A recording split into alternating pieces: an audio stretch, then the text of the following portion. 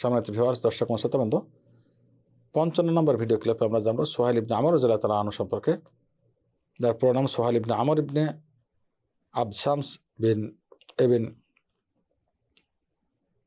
আবদ হুদ বিন নাসির বিন মালিক আল কুরাশি আল আমিরি Abu Yazid তার কুনিয়া বা উপনাম। তাকে বলা হতো কুরাইশদের খতিব ইসলামের আগে। ইমাম বুখারী উল্লেখ করেছেন,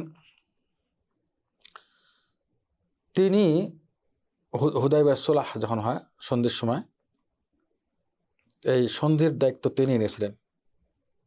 বারবার মহানবী সাল্লাল্লাহু আলাইহি ওয়াসাল্লাম আসছিলেন কুরাইশদের পক্ষ থেকে। সহিহ বুখারী মুসলিমের বর্ণনা এসেছে, ইবনে ওমর এর হাদিসে যেটা আমরা পাচ্ছি সেটা হলো রাসূলুল্লাহ সাল্লাল্লাহু আলাইহি ওয়াসাল্লাম তার উপর বদদোয়া করেছিলেন, তিনি কুরাইশদের পক্ষ থেকে প্রতিদ্বন্দ্বিতা করছিলেন। তখন কোরআনে নাজরাতে বদদোয়া করেছিলেন। বদদোয়া করার পরে আল্লাহর পক্ষ থেকে আয়াত নাযিল হয়, লাইসা লাকা মিন আমরি শাই, কাকে আযাব দেবেন না দেবেন আল্লাহর হাতে, আপনার হাতে না। অর্থাৎ মহানবী বদদোয়া বন্ধ করে দিলেন। আহমদ বিন হাম্বলের রিওয়ায়াতে আসছে যে অতবার সমস্ত যাদের উপর বদদোয়া করেছিলেন আল্লাহ তখন সবাই তওবা করে ফিরে আসছে, ইসলাম গ্রহণ করেছে। আল্লাহু আকবার। আরেকটি বর্ণনা যেটা শেখ সোহাইব আনুবুত মসজিদের মধ্যে সহিহ হাদিস বলেছেন, মুসনাদ আহমদ বিন হাম্বলের হাদিস নাম্বার 5684-তে আব্দুল্লাহ ইবনে আমর রাদিয়াল্লাহু তাআলা আনহু থেকে বর্ণিত। তিনি বলেন, মহানবী সাল্লাল্লাহু আলাইহি ওয়াসাল্লামকে শুনেছি, হে আল্লাহ অমুককে লানত করো, হে আল্লাহ হারিস বিন হিশামকে, হে আল্লাহ লানত করো সোহাইল ইবনে আমরকে, হে আল্লাহ লানত করো সফওয়ান ইবনে উমাইয়াকে। এরকম বলার পরে আল্লাহ তাআলা আয়াত নাযিল করেন, লাইসা লাকা মিন আমরি শাই, আপনার হাতে না সব বিষয়। তারা তওবা করবে, আল্লাহ তার তওবা কবুল করবে নাকি আযাব দেবেন আল্লাহর হাতে। তারা জালেম, তাদের তওবা কবুল করবে নাকি আযাব দিবেন আল্লাহর হাতে, আপনার হাতে না। এই আয়াত নাযিল করার পরে আল্লাহ বদদোয়া বন্ধ করেন। এখানে মুসনাদ আহমদ বিন হাম্বলের বর্ণনা আছে, ফাতিবা আলাইহিম কুল্লুম, তাদের প্রত্যেকের তওবা আল্লাহ কবুল করেছেন। আল্লাহু আকবার। হাফেজ যাহাবী বলেন যে কুরাইশদের সবচেয়ে সাহিত্য দিক থেকে এবং খুতবার দিক থেকে বেশি পণ্ডিত ছিলেন তিনি, এবং তিনি বারবার মহানবীর কাছে এসে সুলহ হুদায়বিয়ার সন্ধিতে বারবার এই বিষয়গুলো, সন্ধির বিষয়গুলো লেখেন। এবং সন্ধির এককালে একরামা থেকে বলেন না, সন্ধির এককালে যখন সোহাইল আসেন, সোহাইল সহজ থাকে, তখন আল্লাহ রাসূল বলেছিলেন যে লাকাদ সাহুলা লাকুম মিন আমরিকুম, তোমাদের কাজ সহজ হয়ে গেল সোহাইল যখন সন্ধির জন্য আসে। এটা সহিহ বুখারীর হাদিস নাম্বার 2731।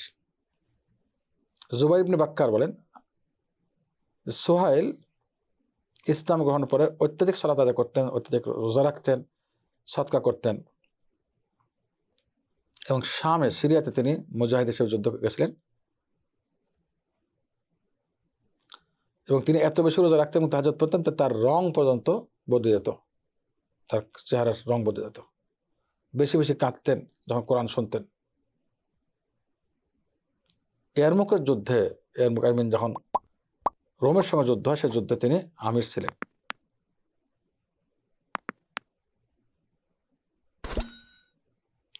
এবং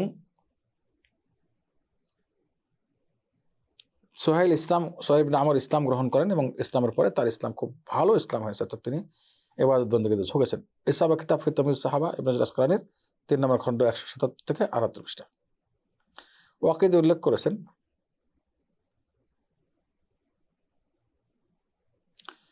যে সোহাইল এ কথা বলেছিলেন বদর যুদ্ধে, যে আমি বদর যুদ্ধে দেখেছি সাদা মানুষ, তারা ঘোড়া চড়ে আসছে আসমান এবং জমিনের মাঝখানে, তাদের প্রত্যেকের চিহ্ন রয়েছে, তারা যুদ্ধ করছে মুসলমানদের পক্ষ থেকে এবং বন্দী করছে। তিনি তখন দেখেছিলেন, এটা তিনি বলেছেন।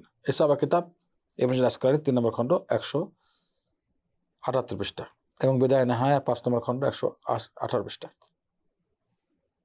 ইবনে শাহিন বর্ণনা করেন সাবিত বুনানি থেকে, মহানবী সাল্লাল্লাহু আলাইহি ওয়াসাল্লাম সোহাইল ইবনে আমর বলেন ইবনে শাহিন সাবিত বুনানি থেকে বর্ণনা করেন সোহাইল ইবনে আমর বলেছিলেন ইসলাম গ্রহণের পরে যে আল্লাহর কসম, কাফেরদের সঙ্গে যুদ্ধে, মুশরিকদের সঙ্গে যুদ্ধে কোনো একটা অবস্থা আমি ত্যাগ করি, সেখানে আমি থাকবো মুসলমানদের সঙ্গে। যেভাবে মুসলমানদের ইসলাম গ্রহণের পূর্বদের সঙ্গে ছিলাম সেভাবেই থাকবো, এবং মুশরিকদের মোকাবেলায় যে কোনো পয়সা খরচ করবো, যেভাবে নাকি আয় করেছি। মানে প্রত্যেকটার বদলায় কাফেরদের সঙ্গে যে সমস্ত অবস্থান তার ছিল, সেই অবস্থান ইসলাম গ্রহণের পরে করেছেন।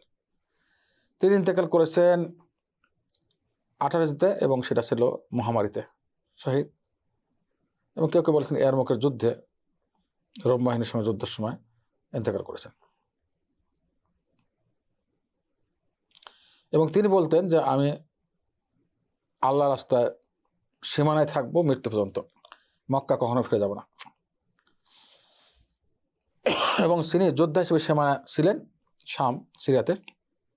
শেষ পর্যন্ত তাউন আমওয়াস এর শহীদ হয়ে গেছেন মহামারীতে। আলী সাবা কিতাব ফি তাময়িজ সাহাবা ইবনে আসকালানি 3 নম্বর খণ্ড 178 জায়গায় বলেছে। এবং এর সম্পূর্ণ রেফারেন্স হলো আলী সাবা ফি তাময়িজ সাহাবা ইবনে আসকালানি, সিয়ার আলামুন নুবালা হাফেজ যাহাবির, উসদুল গাওয়া ইবনে আথিরের।